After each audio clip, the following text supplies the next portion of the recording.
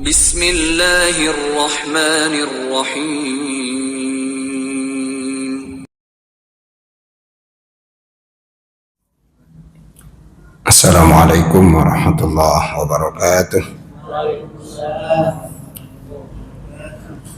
Bismillahirrahmanirrahim.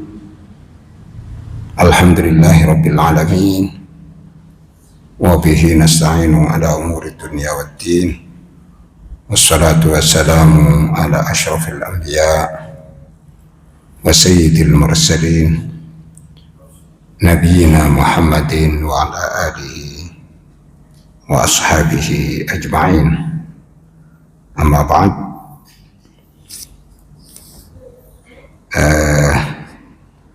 Kita masih melanjutkan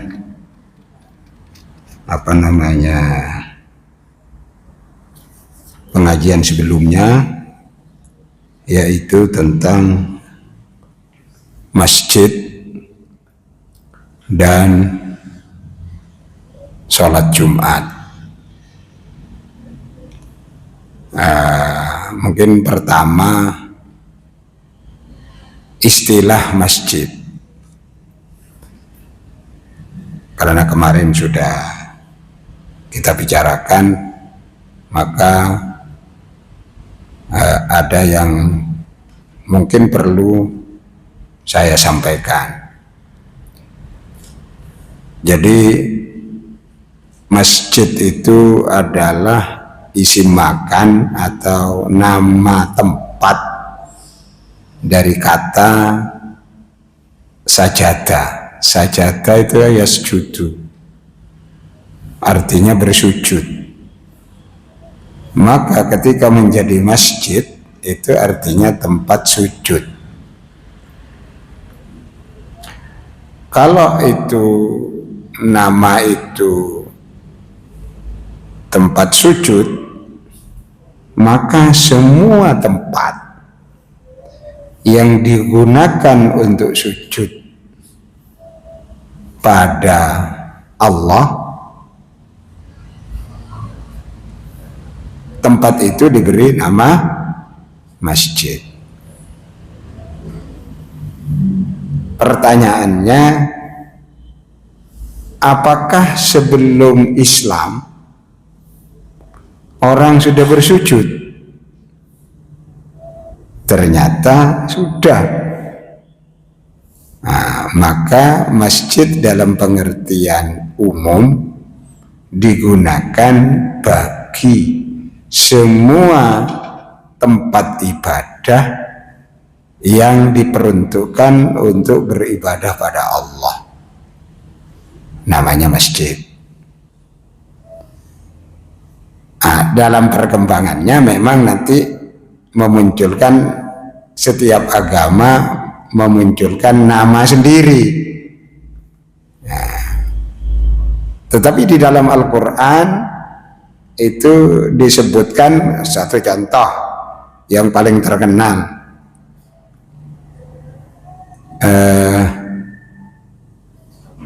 di surat Al-Isra ayat 1. Subhanalladzi asra bi'abdihi lailan minal masjidil harami ilal masjidil aqsa alladzi barakna haulahu linuriyahu min ayatina innahu huwas sami'ul basir.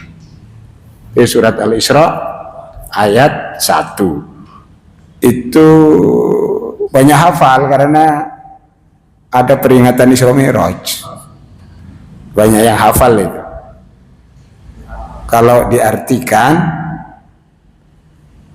Maha Suci Zat yang memperjalankan hambanya dari Masjidil Haram ke Masjidil Aqsa, alladzi barakna haulahu, yang kami beri keberkahan di sekitarnya, sekitar Masjidil Aqsa. Binuriyahu min ayatina, untuk kami perlihatkan padanya itu abdihi itu Nabi Muhammad. untuk saya perlihatkan padanya sebagian tanda-tanda kebesaran kami. Innahu huwas sami'ul basir, sesungguhnya ya Allah itu maha mendengar dan maha melihat. Dalam hal ini, karena kita nggak bicara Isra-nya, tapi bicara masjidnya. Minal masjidil haram, dari masjidil haram. Masjid waktu itu sebelum Nabi Muhammad menerima perintah sholat, itu mestinya ya sudah masjid, walaupun kewajiban secara Islam belum. Berarti Masjidil Haram itu atau di sekitar Ka'bah itu sudah diberi nama masjid. Tapi sebelum Islam tidak ada orang beri nama masjid. Sebelum Quran hanya memberi nama Ka'bah, diberi nama Al-Bait. Itu nama sebelum Islam. Di Quran ada juga, tapi Quran memunculkan nama masjid. Nah, itu berdasarkan penelitian syair-syair jahiliyah sebelum Islam, itu kata Masjidil Haram belum ada. Kemudian Masjidil Aqsa. Masjidil Aqsa itu tidak ada orang menyebut Masjidil Aqsa di situ, tapi bahasa Ibraninya itu Harhabait. Bait, ada bait. Nah, tapi ketika Quran turun menggunakan Masjidil Aqsa. Berarti masjid yang dimaksud adalah tempat yang digunakan sujud pada Allah, baik sebelum Islam atau setelah Islam, setelah Nabi Muhammad diberi nama masjid. Misalnya di surat Al-Kahfi. Surat Al-Kahfi itu ayat berapa itu? Lanattakhidanna alaihim masjidah. Lanattakhidanna alaihim masjidah. Di surat Al-Kahfi ya. Kita lihat di surat Al-Kahfi.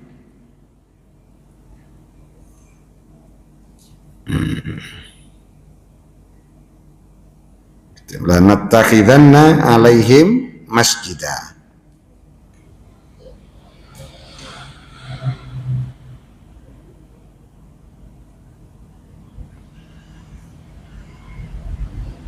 Sudah ketemu?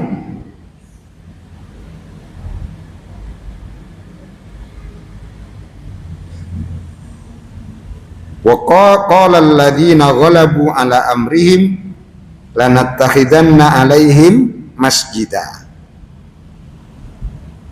Itu di surat Al-Kahfi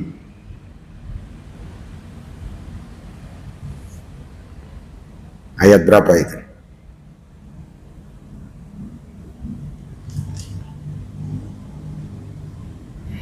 Ketemu?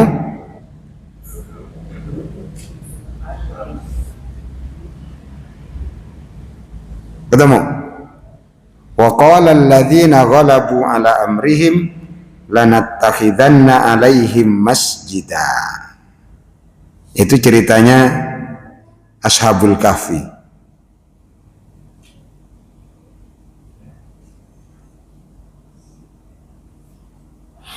Dan orang-orang yang menguasai urusan Ashabul Kahfi, wa qala alladziina ghalabu itu yang menguasai atas Ashabul Kahfi, sungguh akan saya jadikan di atas kuburannya sebagai masjid. Itu ketemu sudah? Ketemu?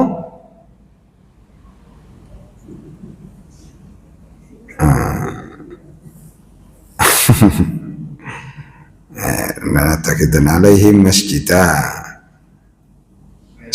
Sekarang sudah gampang karena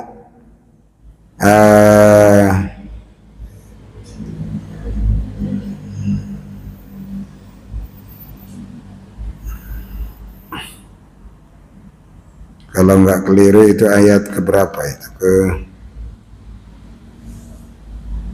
Kalau min ayatina ajaba.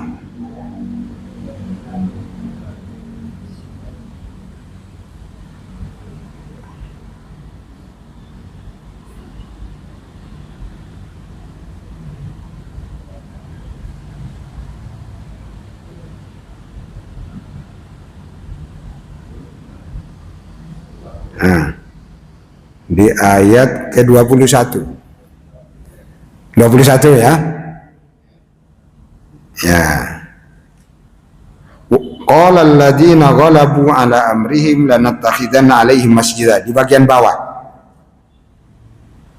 Jadi katakan wa kadzalika a'tsarna 'alaihim liya'lamu anna wa'dallahi haqq wa anna sa'ata la raiba fiha idh yatanaza'una bainahum amrahum faqalu banu 'alaihim bunyana rabbuhum a'lamu bihim qala alladziina ghalabu 'ala amrihim lanattakhidanna 'alaihim masjidah. Jadi seperti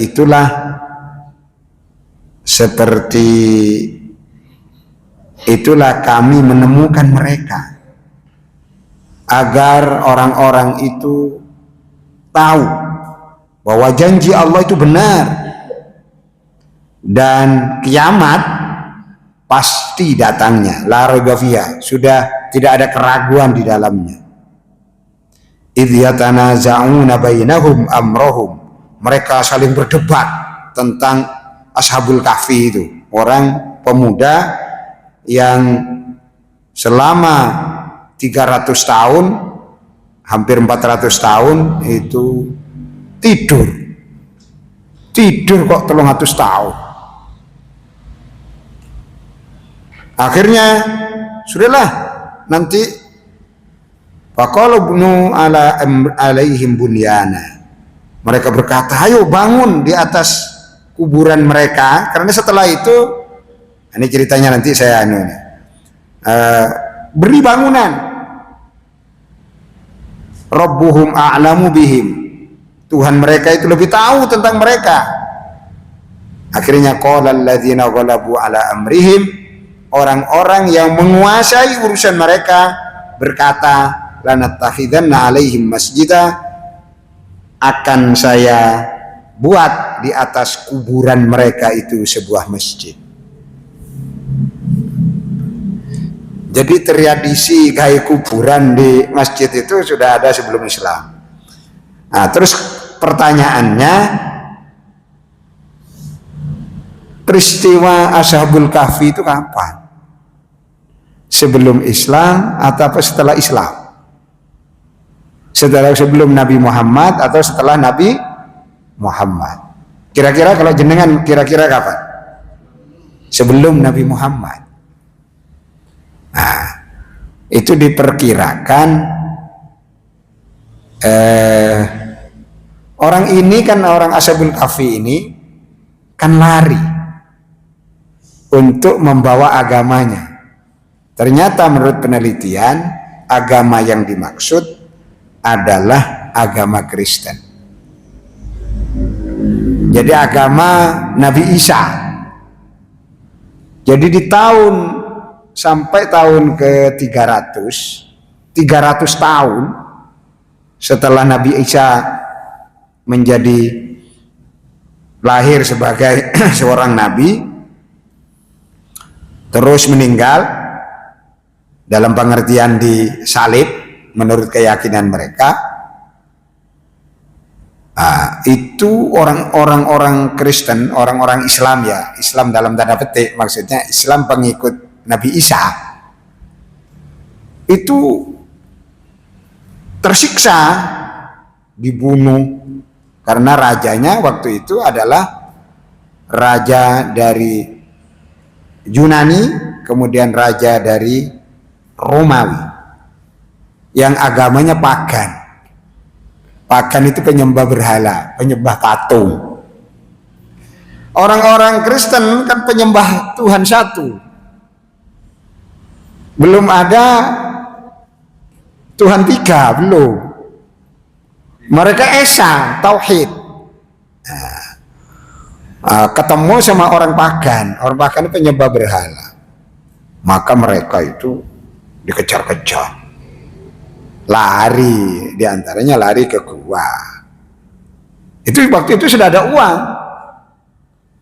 Dia membawa uang, tapi uangnya bukan uang kertas. Kalau uang logam, terbuat dari emas, terbuat dari perak, terbuat dari perunggu. Zaman itu ya.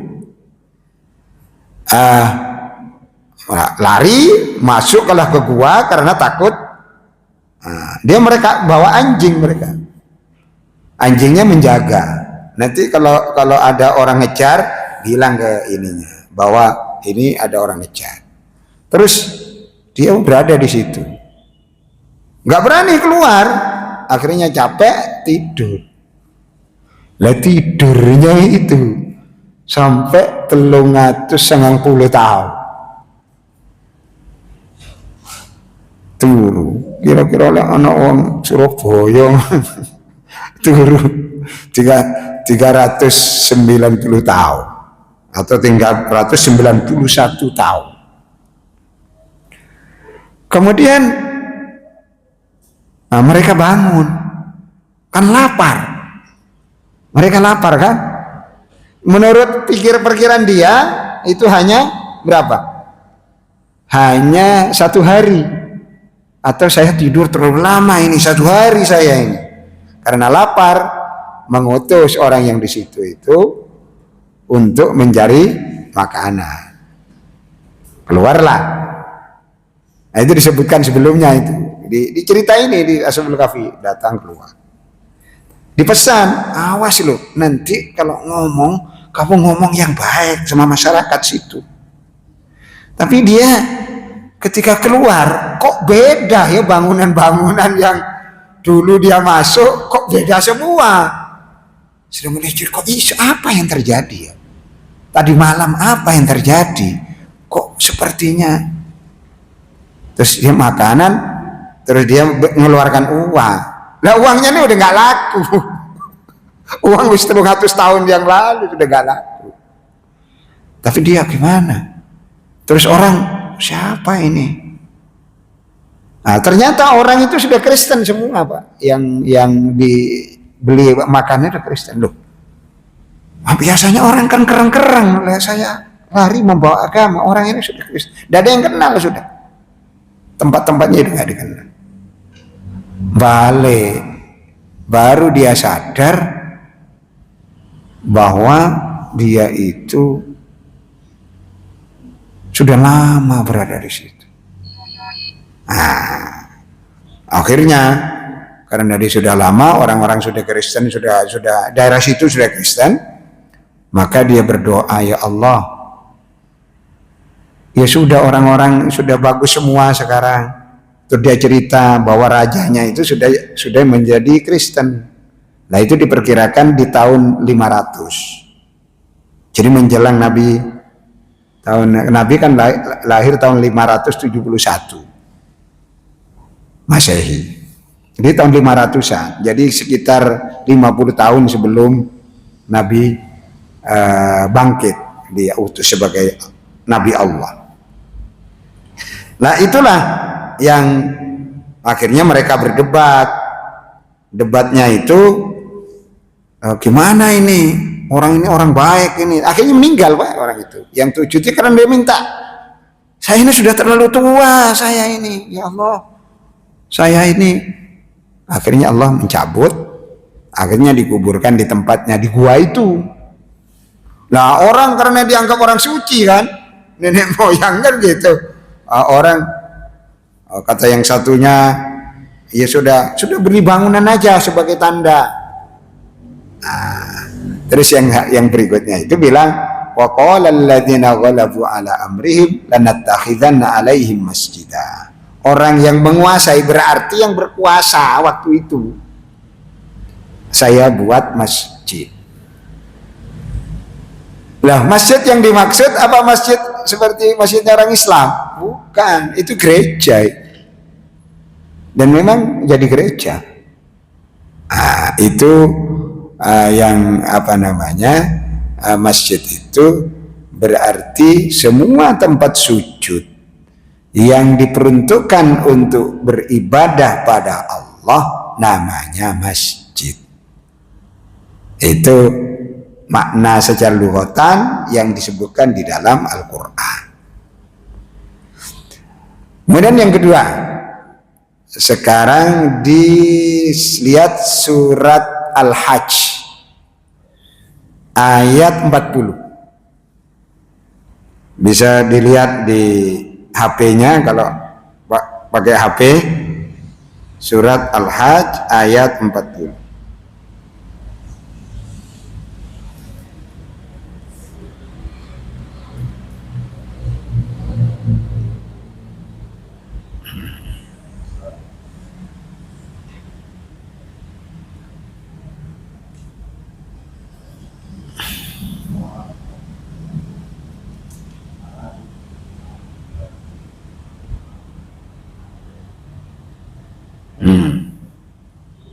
Kita ambil yang di tengah ya. Asalnya alladzina ukhriju min diyarihim bighairi haqqin illa an yaqulu rabbuna Allah.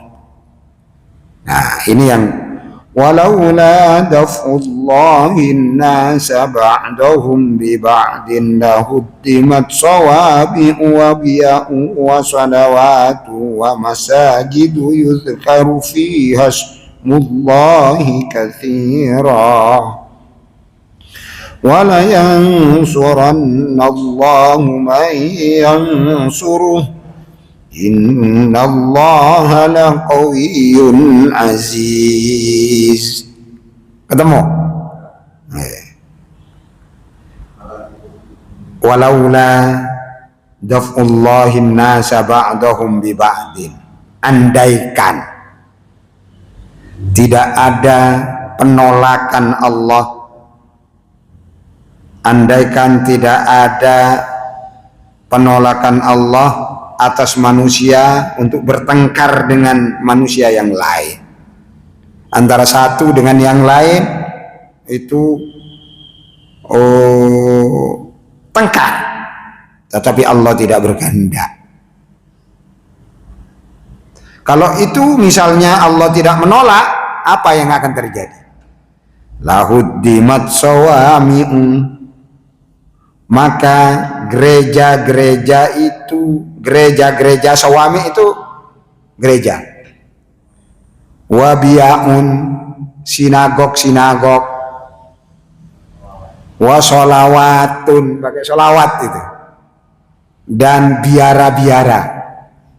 Biara-biara itu tempat ibadahnya orang non ahli kitab.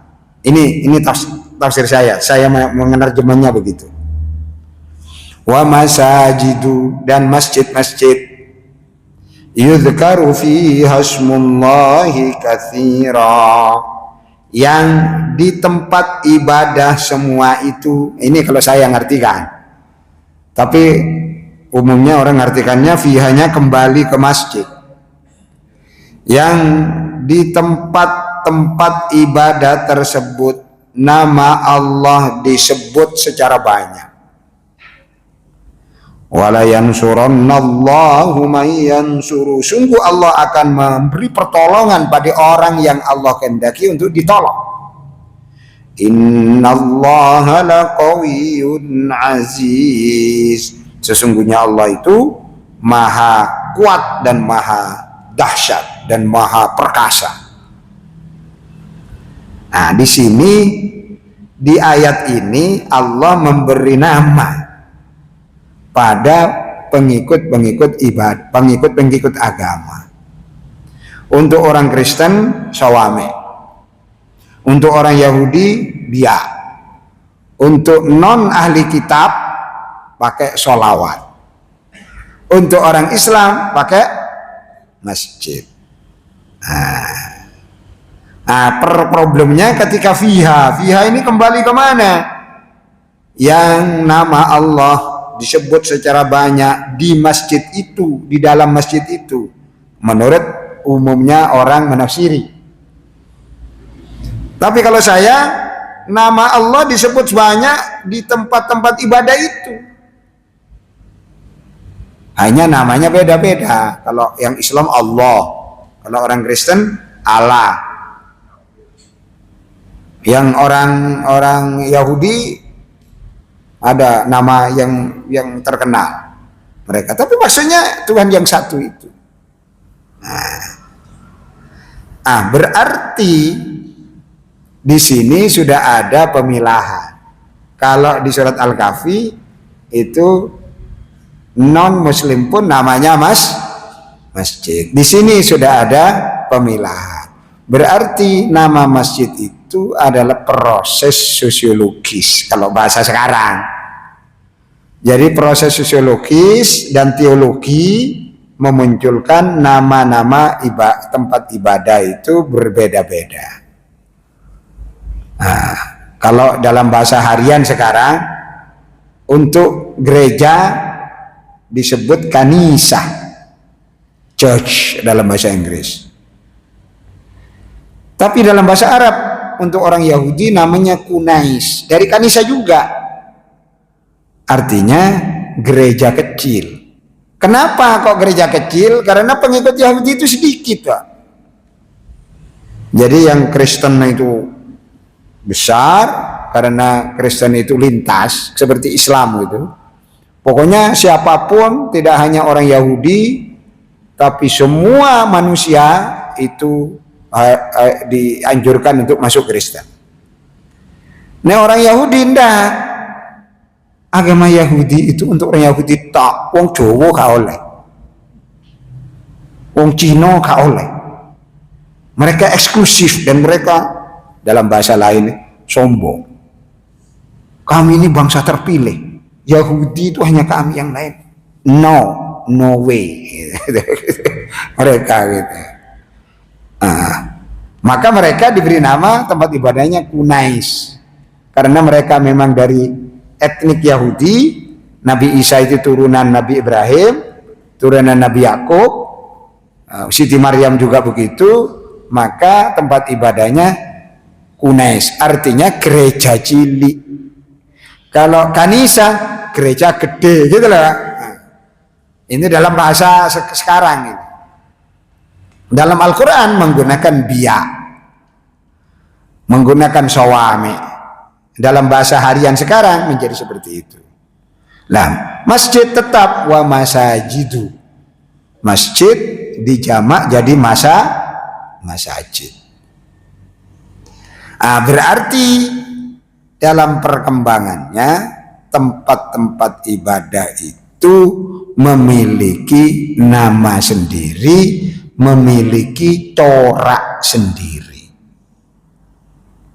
Jadi orang mulai lihat, oh ini tempat ibadah, oh anu menarai ada kubahnya kayak gini, itu masjid. Jadi begitu, Pak. Tapi perkembangan berikutnya asalnya tidak ada. Ada ke atas, di atasnya ada salibnya Kristen. Lihat kalau ada patungnya di depan, Katolik. Kalau ke anak lurus, berarti Protestan. Perkembangannya berikut begitu. Oh, kalau Yahudi bagaimana? Yahudi punya corak sendiri yang berbeda dengan Kristen.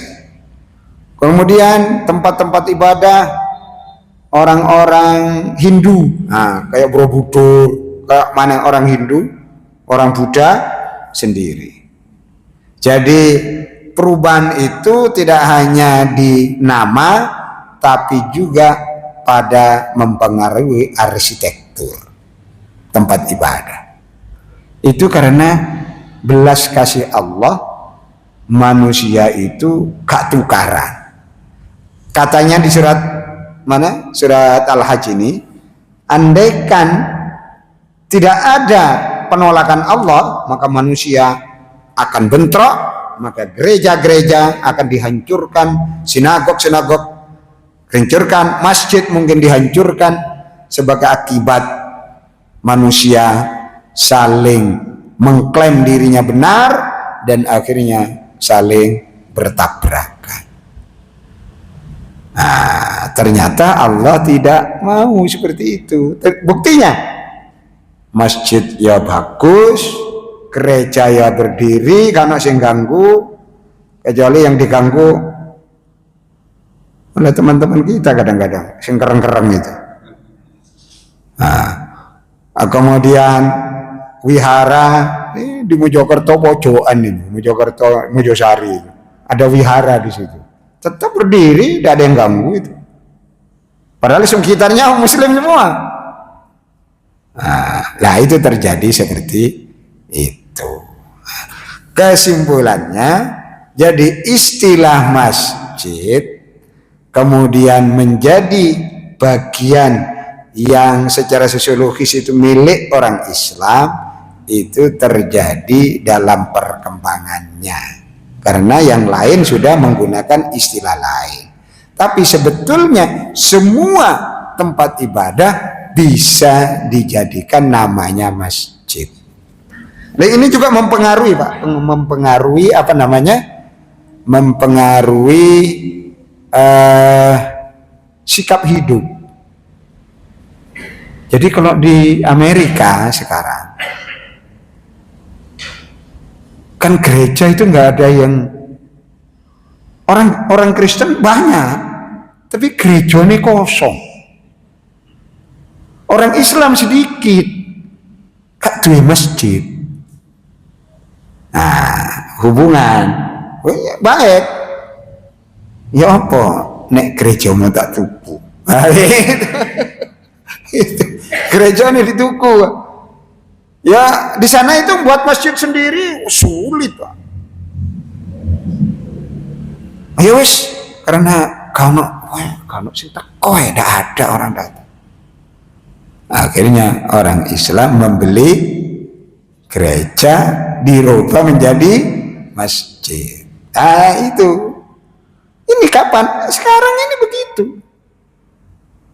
Di beberapa negara di Eropa juga begitu. Dibeli.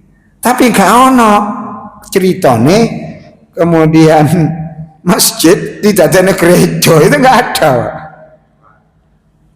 Ya itu yang terjadi, nggak ada. Jadi orang Islam itu di negara-negara Eropa itu sedikit, tapi orangnya suka sholat. Akhirnya perlu tempat ibadah. Jadi berubahlah yang dari gereja menjadi masjid. Itu di Skotlandia di Inggris. Sekarang wali kotanya malah Islam. Di tengah masyarakat yang mayoritas Muslim, Kristen. Ya gak apa-apa, tidak ada masalah Pak. Karena ukurannya bukan ukuran orang jadi pemimpin itu, agama tidak dijadikan syarat. Yang dijadikan syarat pokoknya dia mampu mensejahterakan rakyat, maka dia diangkat jadi pemimpin. Ini kalau di Indonesia rame Pak. Kok tengah-tengah masyarakat Muslim kok sing dadi Kristen, ruwet. Itu sebenarnya konsekuensi dari paham nasionalisme. Jadi nasionalisme itu pemimpin itu tidak harus agama tertentu. Jadi pokoknya dia agama apapun. Sekarang Perdana Menteri Inggris yang sebelumnya sekarang ya Perdana Menteri Inggris itu orang Hindu. Padahal orang Hindu kamu mengikuti. Asalnya orang India, imigran India. Nah, itu yang terjadi. Berarti kesimpulannya masjid menjadi nama sebagai nama ibadah tempatnya orang Islam adalah proses sosiologis, dan itu diakui di dalam Al-Quran. Nanti di dalam hadis juga begitu. Nabi mengatakan antara Masjidil Aqsa dan Masjidil Haram, itu yang pertama Masjidil Haram. Terus tanya para sahabat, jaraknya berapa tahun Rasul? Jawabnya 40 tahun. Jadi lebih dulu sana. Padahal itu Masjidil Haram orang Islam belum ada kan? Nabi Muhammad maksudnya, cuma Nabi Ibrahim sini juga masih apalagi belum ada. Apalagi terus ketika Isra Mi'raj itu kan tahun 619. Peristiwa Isra Mi'raj 619 atau 620. Loh, orang Islam itu kurang ngono. Apalagi di mana? Di Aqsa, di Mekah dewe iku lho mek piro sing Islam. Zaman itu ya. Ini kan sebelum hijrah itu. Berarti diberi Masjidil Aqsa, nama Masjidil Aqsa itu nama yang diberikan Al-Qur'an. Orang sana tidak ada yang bilang Masjidil Aqsa, jangan orang Islami. Nah, Islam baru nanti zaman Sayyidina Umar tahun 635. Jadi sekitar 25 tahun kemudian Rasulullah sudah wafat, Sayyidina Umar menaklukkan situ. Akhirnya orang Islam menjadi banyak di sana. Itu ceritanya. Orang Palestina itu jadi Muslim, tetapi sing Kristen ya tetap bertahan, ya nggak apa-apa hidup. Karena Sayyidina Umar dilarang orang Islam itu. Nah, Sayyidina Umar itu ketika masuk ke gereja, namanya Gereja Kebangkitan. Kalau orang kan zaman dulu, kalau seorang raja menaklukkan suatu daerah, wedi kabeh, Pak. Takut ya, mungkin sekarang juga begitu ya. Tapi gak nemen, takut gini semua. Nah, ketika masuk waktu zuhur, azan dikumandangkan. Nah, di sana biasa azan. Di gereja dikumandangkan, sahabat Nabi azan. Terus namanya Supronius itu. Apa namanya? Gubernur itu kan bagian dari Romawi Timur. Jadi ibu kotanya itu di Konstantinopel. Konstantinopel itu Turki, Pak. Sekarang namanya Istanbul. Dulu namanya Konstantinopel. Azan. Supronius itu bilang kepada Amirul Mukminin, silakan jenengan sholat. Wedi, Pak. Takut dia. Wong aja dikepungnya itu 2 bulan. Dikepung Yerusalem. Apa kata Sayyidina Umar? Tidak. Saya tidak mau sholat di sini. Karena kalau saya sholat di sini, gerejamu itu nanti diambil orang Islam. Nggak apa-apa. Mereka jiwa. Nggak mau akhirnya. Akhirnya Sayyidina Umar keluar dari gereja itu, kemudian sholat di pelataran, di halamannya itu. Sholat di situ sama sahabat Nabi. Apa yang terjadi setelah itu? Ini Sayyidina Umar sholat di sini, tadinya masjid orang Islam.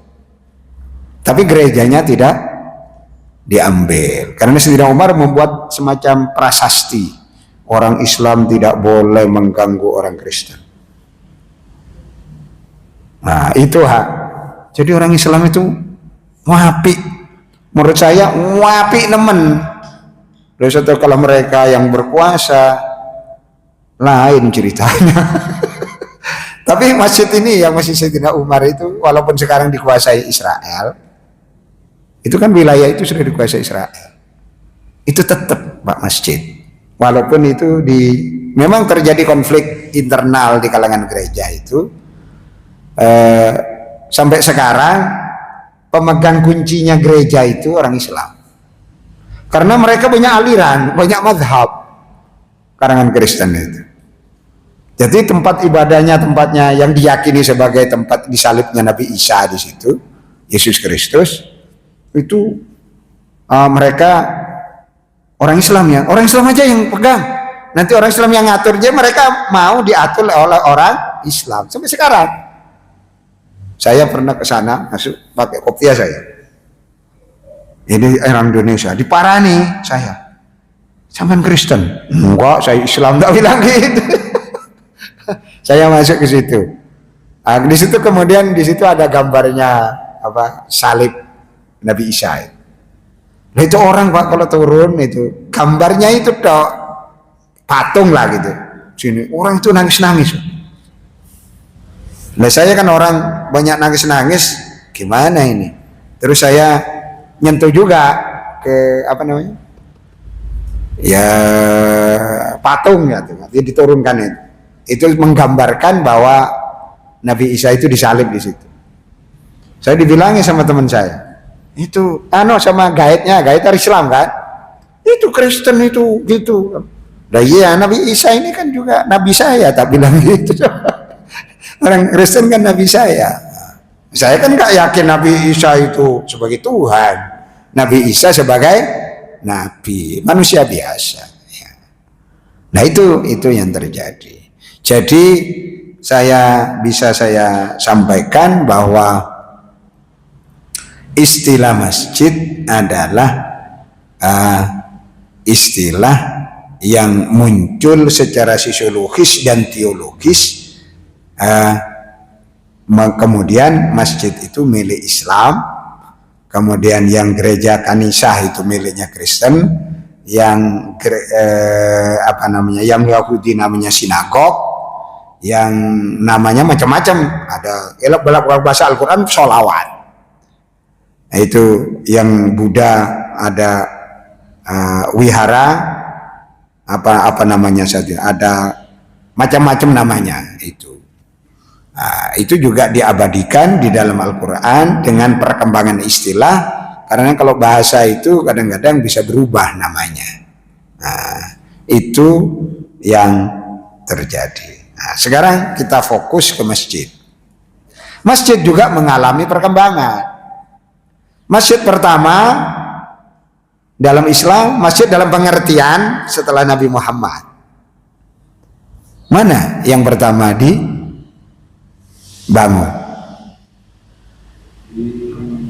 Mana?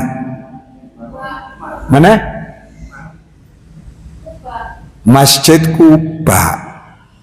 Karena Nabi Muhammad gak bangun masjid, di Mekah gak bangun masjid, cukup Masjidil Haram. Masjidil Haram itu kan peninggalan zaman sebelum Nabi Muhammad. Nabi tidak bangun. Ketika kemudian Nabi itu hijrah di tahun 622 Masehi, berhenti di suatu tempat namanya Kuba. Disitulah Nabi membangun masjid. Nah ini nanti kaitannya bangun masjid. Tapi waktu itu belum hari Jumat. Bangun, ya masjid sederhana, bukan masjid langsung tadi kayak ngene, enggak, sederhana. Nggak ada, kubahnya belum ada, kubah menara itu belum ada. Ya pokoknya bangunan kecil, ya ditempati sholat itu aja. Untung kita ini lahir procot wis ketemu Masjid Al Hidayah, kan gitu, sederhana. Berarti Nabi sholat di situ.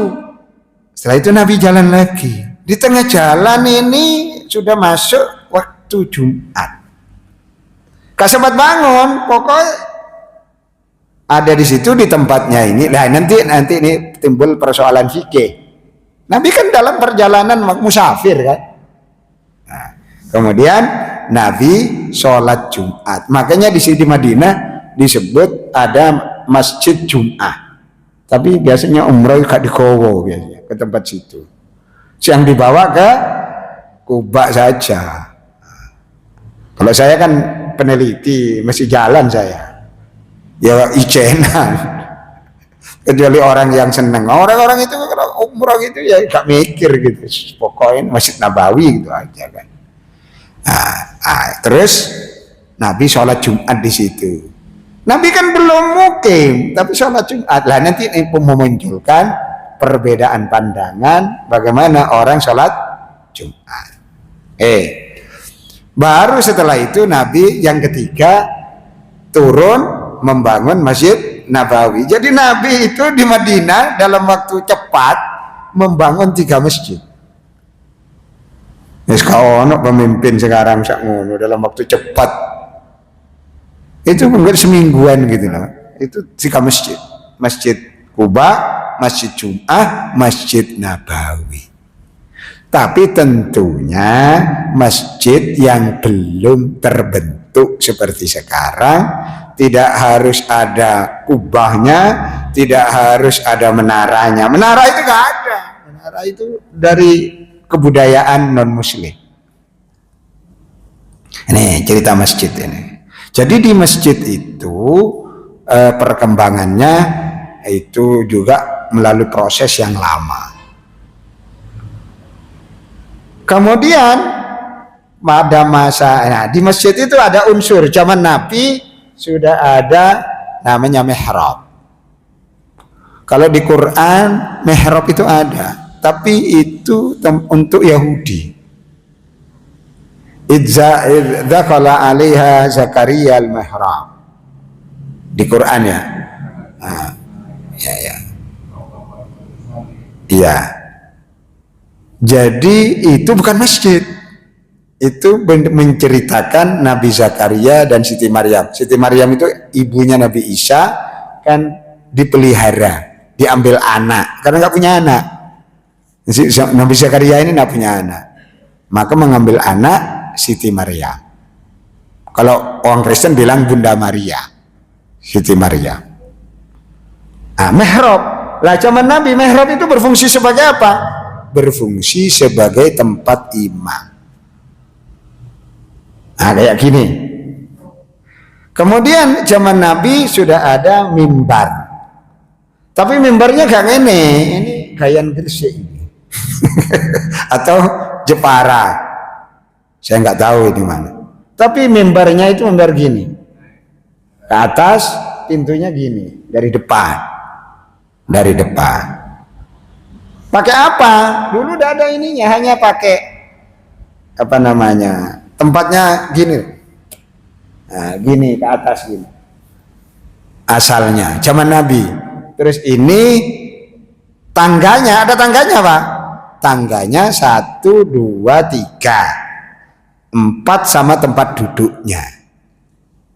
Itu perkembangannya seperti itu. Jadi zaman Nabi rumah Nabi sendiri bukan bagian dari masjid, ada mihrab, ada mimbar. Maka diabadikan dalam hadis inna baiti, akan baiti kan, wa mimbari raudhatun min riyadil jannah. Antara rumahku dan mimbarku di Masjid Nabawi itu adalah satu kebunan dari kebunan surga. Rame sekarang kalau orang umroh pingin kemana? Ke raudhah. Ono wong tukaran mbek bojone. Kemana sampean kok kan? Iya saya ke raudhah. Dikira raudhah itu namanya wedok. Dikira kawin mana jenenge raudhah. Raudhah itu nama kebunan. Raudhatun min riyadil jannah. Nah, perkembangan berikutnya untuk yang mimbar itu zaman Nabi wafat, mimbarnya tetap, Pak, tapi orang duduknya itu tidak berubah. Sejauh Abu Bakar bahasanya sungkan. Zaman Sayyidina Abu Bakar itu mimbarnya kan tetap mimbar Rasulullah, tidak dirubah. Maka Abu Bakar itu untuk duduk di tempat duduknya Nabi itu koyok gak sopan. Maka dia turun, naik ke atas sampai naik kedua, dia itu berhenti. Maka duduk di tempat Nabi meletakkan kakinya, duduk di situ. Sungkan, Pak. Jadi sungkan ini kak wong Jawa tok, wong Arab itu sungkan. Ya oleh Arab sekarang kak sungkanan. Arabian sungkan. Kemudian Abu Bakar Sayyidina Abu Bakar wafat diganti Sayyidina Umar. Sayyidina Umar lu sungkan untuk menempati tempatnya Abu Bakar, mereka turun. Jadi tambah menurun. Terus setelah itu Utsman juga sungkan untuk menempati Sayyidina, kan 3 Pak, 4 cuma ininya. Sayyidina Ali bagian bawah, kak kelem Sayyidina Ali naik gitu, sungkan semua.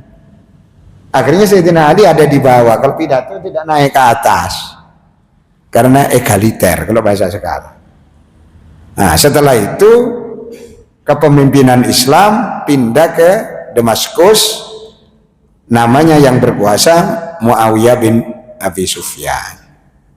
Zaman Muawiyah bin Abi Sufyan langsung diganti ini, dirubah mimbar Nabi itu tidak, dia malah membuat tangganya itu menjadi 6, 7 sama tempat duduknya. Nah, itu bukan kak sungkan mana, aku kena menen nih. Dari berubah lah, akhirnya mimbar itu untuk mimbar yang lama seperti itu Pak. Sekarang mimbarnya itu tempatnya undakannya itu 6, 7 sama ini, bahkan sekarang ada 8 sama. Nah nanti kita real hitungan nanti. Nah itu seperti itu. Dalam waktu lama ada yang bertahan tetap dari ini, pintunya dari depan bukan dari belakang, bukan dari samping. Nah, itu yang terjadi. Dan masjid-masjid yang seperti itu yang bertahan di Mekah masih bertahan, Madinah bertahan, di Yerusalem bertahan seperti itu, di Masjidil Aqsa bertahan seperti itu, di Masjid Kuba bertahan seperti itu. Sudah tahu kan Masjid Kuba kayak gini ke atas kan. Nah, dan beberapa masjid di Turki yang saya amati masih tetap bertahan seperti itu. Itu untuk yang apa bagaimana? Itu menunjukkan bahwa tempat model itu tidak harus persis seperti zaman Nabi. Ini kalau dipikir-pikir gak podo zaman Nabi ya bid'ah juga itu. Kan gitu. Kan zaman Muawiyah itu sudah dirubah Pak, semua modelnya, tapi pintu model sama. Itu yang terjadi. Kemudian orang membuat ornamen supaya enak. Jadi diberi kaligrafi. Zaman Nabi gak ada. Karena bisa mengganggu itu. Makanya jangan heran kalau nanti ada katanya ada masjid sesuai sunnah, ada masjid bid'ah. Nah, ya ada yang begitu. Karena kalau masjid yang sesuai sunnah polos Pak, tidak ada apa-apanya. Tidak ada ornamen kayak gini, baik bacaan ini nggak ada. Menurut mereka. Tapi menurut orang yang punya kreasi bagus itu nggak apa-apa, karena itu sarana saja. Jadi tidak harus tempat itu niru seperti zaman Nabi. Yang tidak boleh dirubah itu sholatnya, cara sholatnya. Nah, itu yang tidak boleh. Sarananya bisa macam-macam. Dulu zaman Nabi pakaiannya kalau enggak hitam, warnanya putih. Dan kalau sekarang pakai batik, waduh bid'ah lagi. Nah, itu tapi Nabi enggak suka Pak pakai yang ada gambar-gambarnya nggak suka. Apalagi bukan nggak boleh, tapi dalam beberapa hadis ada yang menyatakan Nabi kadang-kadang marah. Nah, kalau ada yang gambar-gambar, ternyata gambar binatang gitu. Nah, tetapi sekarang rupanya berubah orang pandangan. Bahkan orang haji itu seragamnya batik. Apalagi terus diberi tulisan KBIH Sopom misalnya, sehingga orang ketika sholat di belakang kak khusyuk karena mau coba KBIH takhobar. ini sudah kita lagi. Tapi sebetulnya intinya tidak boleh ke masjid itu yang diperkirakan mengganggu orang, termasuk pakaian. Sebaiknya pakaian polos. Apalagi di belakangnya ada tulisan Liverpool. Di sininya ditaruh tulisannya. Itu sebetulnya secara fikih itu makruh. Termasuk berpakaian batik itu kalau secara fikih makruh. Nah, jadi itu yang terjadi pada masjid. Ya, nggak apa-apa. Kalau orang Indonesia nggak apa-apa. Perkembangan hukum itu bisa berkembang. Tapi kalau dipakai Jumatan, cari yang polos saja. Itu saran saya. Aku yang polos. Kemudian ada muncul namanya menara. Masjid ada menara. Al-Hidayah kalau menara nggak ada. Kenapa? Masjid-masjid lain ada kan? Al-Falah ada model Al-Falah sendiri itu. Gak ngikuti umum. Jadi masjid rotok nyeleneh di Surabaya Masjid Al-Falah. Kalau masjid Jawa pada umumnya ini ada 3-4 suku ya. Ini loh 1, 2, 3, 4. Nah di atasnya itu menyangga kubah. Masjid di Timur Tengah enggak seperti ini. Jenengan kalau tahu masjid yang di Jawa yang belum aslinya, datang ke Masjid Sidoarjo, ya Masjid Jamek itu loh, ada Masjid Ampel, ini mesti ada yang besar, ada yang kecil. Dari mana itu? Kubah itu dari mana yang modelnya? Tapi asalnya kalau masih Jawa itu kayak sublukan gitu. Nah itu asalnya seperti itu. Itu yang seperti bawang putih atau bawang merah. Itu niru Romawi. Itu niru gereja. Loh kok enggak apa-apa. Kan indah, dimodifikasi Pak. Enggak seperti itu tapi dimodifikasi. Orang Islam punya kreativitas, itu sudah arsitektur. Ini sebetulnya kalau gini Pak, trek ke atas, tinggi, terus di sana kan itu terbuka itu. Jendela-jendela itu terbuka. Jadi ada angin masuk. Cuman dulu kan belum ada AC. Sehingga enak. Belum ada mobil kayak gini zaman dulu. Nah, sekarang ada mobilnya kan berubah. Karena nanti bisa masuk kurang bagus ini. Nah, itu. Jadi ini nggak apa-apa, terus diberi kaligrafi. Biasanya Allah Muhammad. Kalau di sana Abu Bakar, Umar, Utsman, Ali. Itu baru semua itu kan proses sejarah. Jadi kalau yang ada gereja di Turki, di Istanbul itu asalnya gerejanya milik Kristen, namanya Hagia Sophia. Itu berdiri di tahun 538. Nabi Muhammad SAW belum lahir, gereja itu sudah berdiri 538. Nabi kan lahir tahun 571. Jadi selisihnya 40-an tahun. Dan itu langsung hebat, bagus. Lah, gereja ini dicukup oleh Sultan Mehmed II, Sultan Muhammad II. Kalau bahasa Turkinya Mehmed, Muhammad itu udah jadi Mehmed. Sultan Mehmed II.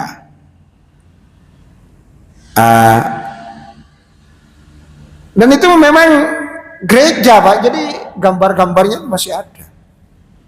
Gambarnya Bunda Maria diambil, ditutup.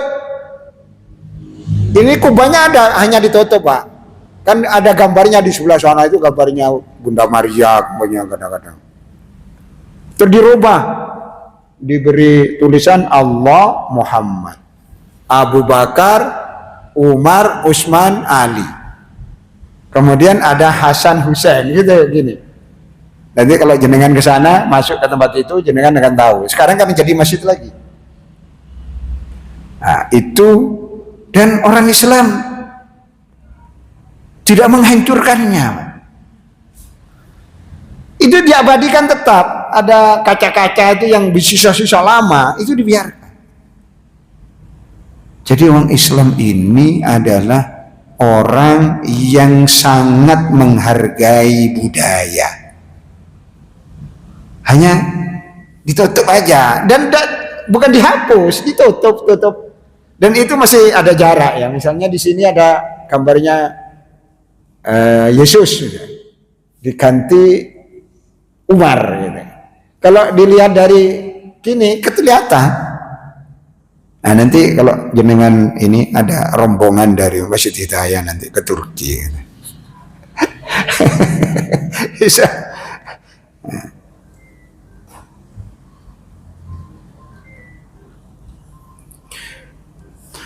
Jadi itu yang terjadi. Nah, kemudian yang terakhir mungkin saya masih cerita apa namanya. Ada arsitektur yang disebut menara. Menara itu yang mengadopsi pertama itu Sayyidina Umar. Tapi belum masih dalam bentuknya sederhana. Nah, menara itu di apa namanya?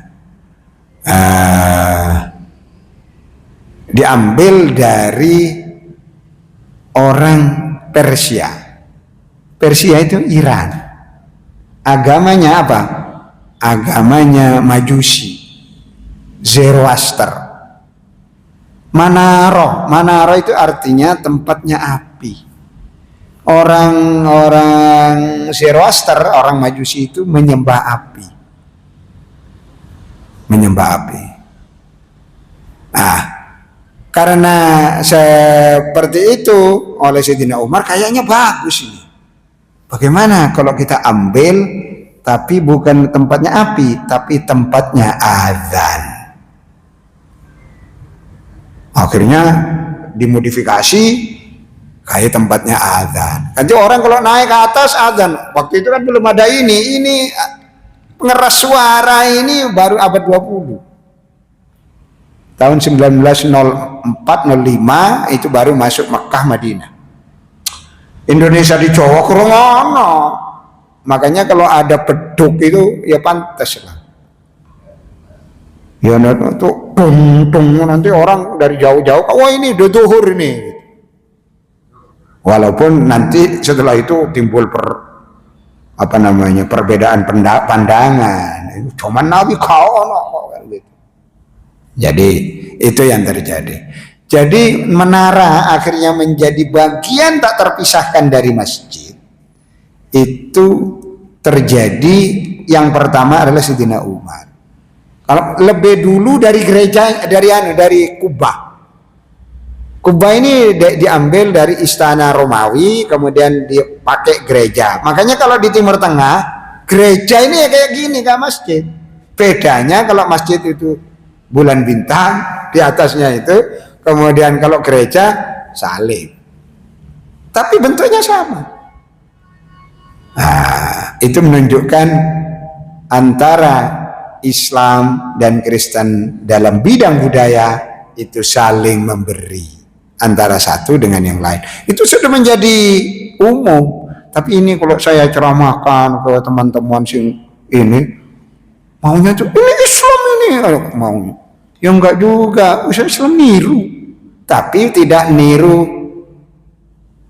tidak ngeblat, ada modifikasi. Ya nanti ada masjid yang di Cordova juga seperti itu, ininya di Redcliffe ya sini, itu sebetulnya ngambil dari gereja Pak, asalnya. Nah, itu saling memberi. Jadi kesimpulan terakhir, masjid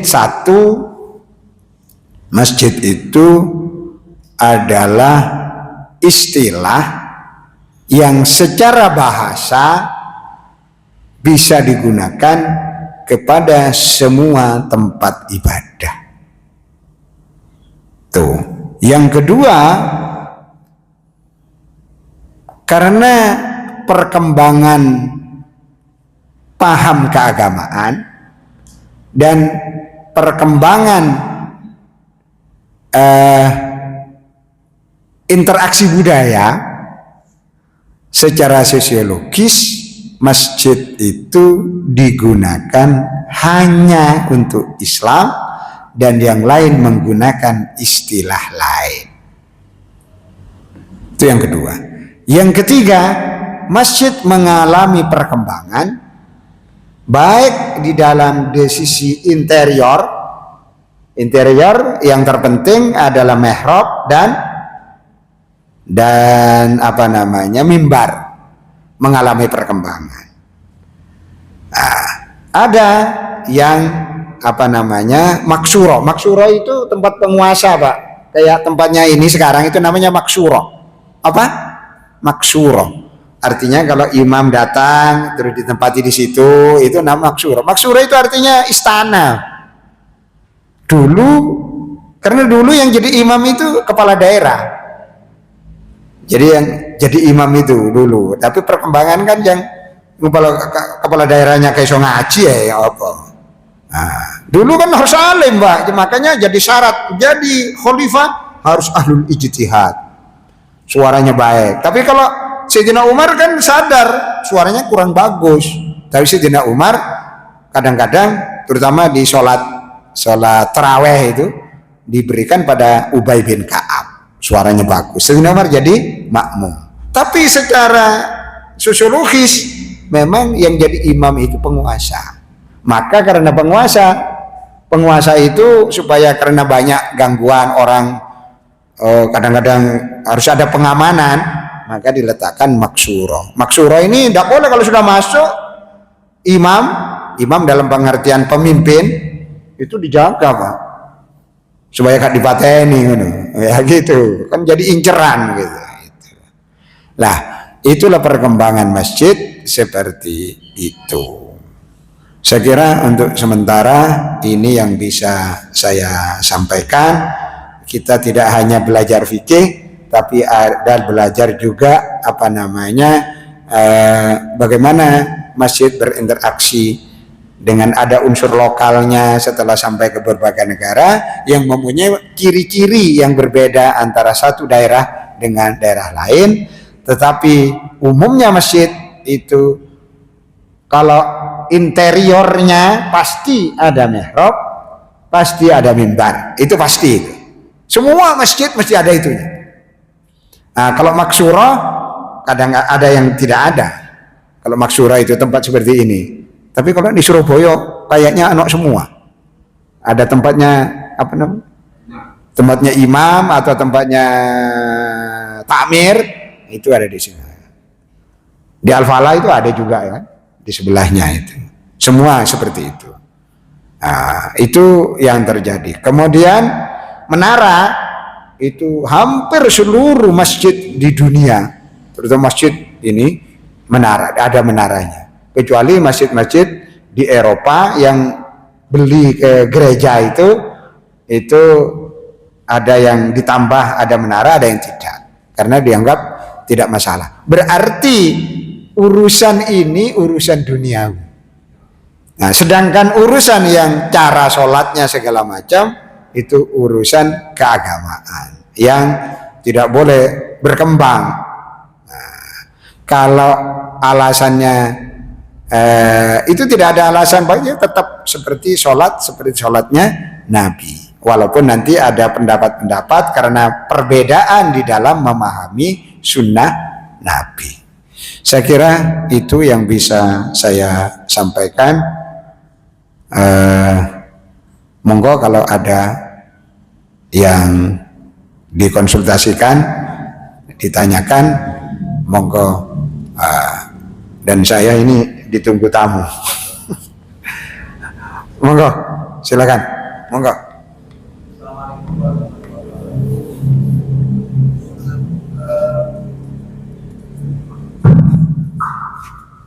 Terima kasih, Prof. Kalau kita bicara masjid, bukan nggak lepas dari ada kata saja. Artinya sungguh. Sungguh itu kan pada dasarnya kan di dalam diri kita. Nah, setelah itu kan oleh Allah dijadikan tempat berubah dari masjid itu kan isi makan.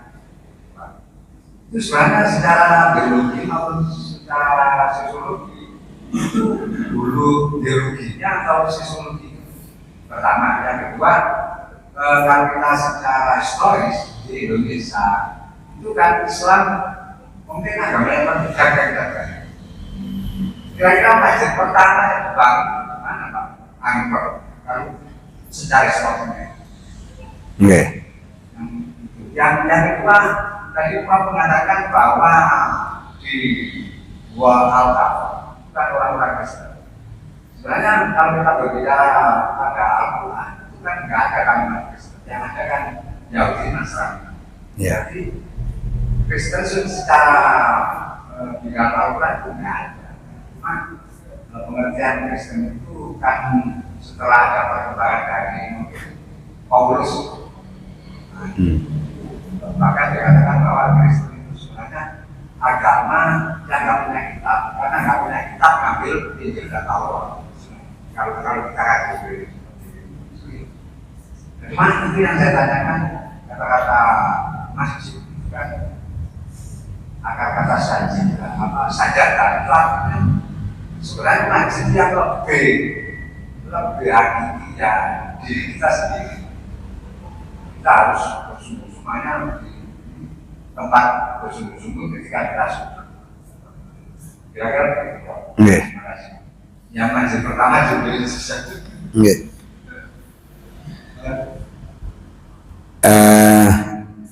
Masjid dalam pengertian ke Indonesia dulu ya, karena kalau di Indonesia tentu masjid yang pertama, kalau Indonesia dalam pengertian Indonesia yang sudah teritorinya seperti sekarang, batas-batasnya itu yang pertama di Aceh. Nah, ya Baitur Rahman, sekarang namanya Masjidil Rahman. Tentu itu perkembangan sudah panjang. Kalau ketika Islam di Jawa yang berupa masjid, terutama yang dibangun oleh Sunan Ampel, itu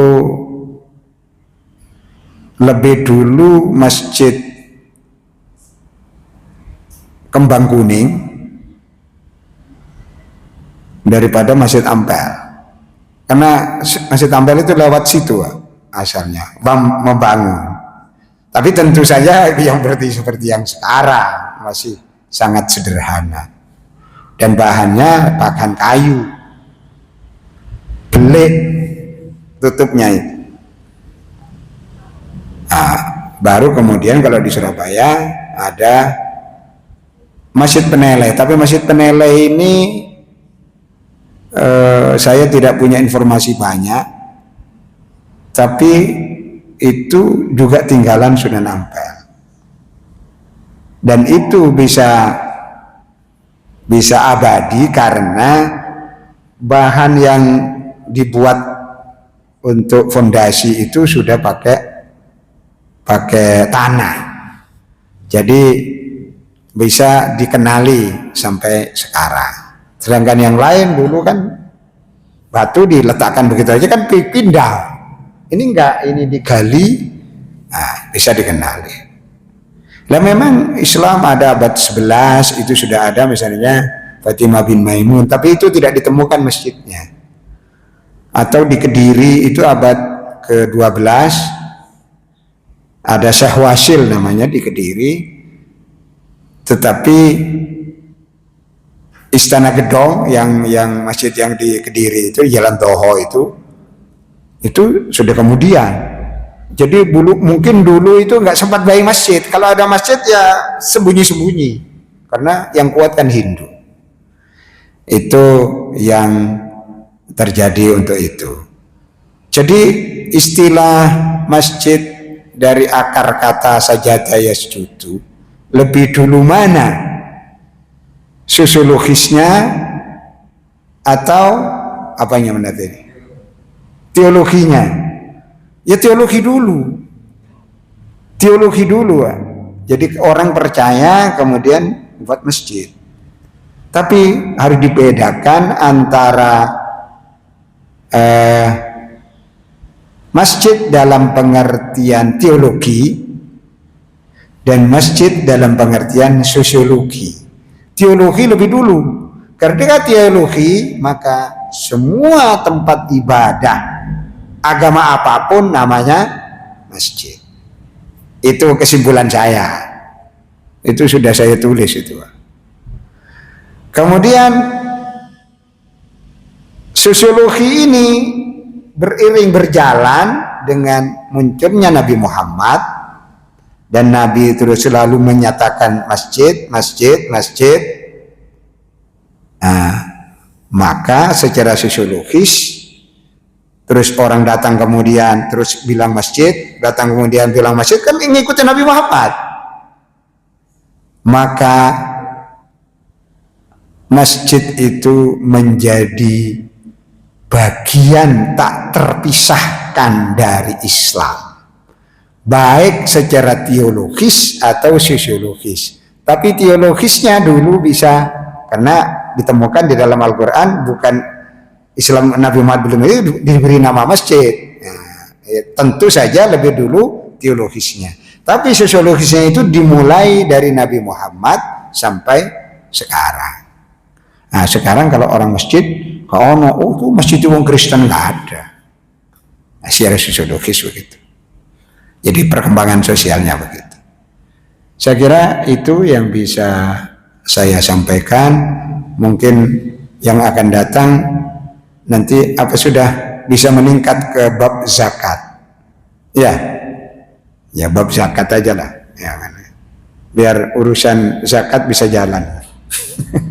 Jadi saya kira itu kita sudah banyak yang kita bicarakan, dan saya kemarin sudah pengalaman bagaimana di berbagai negara itu. Nanti kalau masih kita singgung tentang masjid ini yang dipandang masih penting.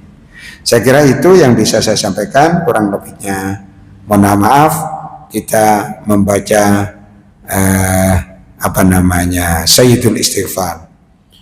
Allahumma anta rabbi la ilaha illa anta khalaqtani wa ana abduka wa ana ala ahdika wa wa'dika mastata'tu a'udzu bika min syarri ma sana'tu abu'u laka bi ni'matika 'alayya wa abu'u bi dhanbi faghfirli fa innahu la yaghfiru الذنوب إلا أنت اللهم أنت ربي لا إله إلا أنت خلقتني وأنا عبدك وأنا على عهدك ووعدك ما استطعت